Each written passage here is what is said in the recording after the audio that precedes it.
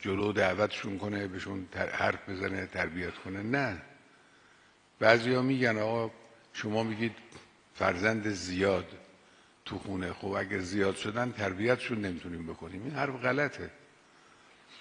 تربیت فرزندان تربیت تک تک فرزندان نیست، تربیت محیط خانواده است. محیط خانواده که خوب بود، چه بچه یکی باشه چه 5 تا باشه فرقی نمیکنه، خوب تربیت میشن، به طور طبیعی به طور غالب خوب تربیت میشن.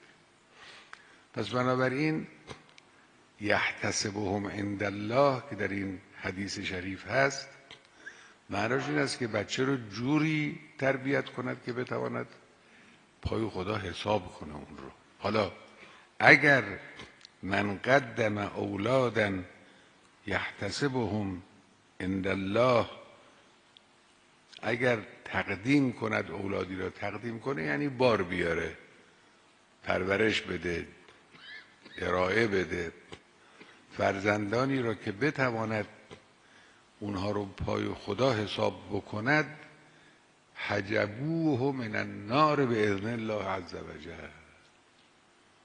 این فرزندان او رو از آتش الهی، از عذاب الهی دور نگه می‌دارن، مانع میشن.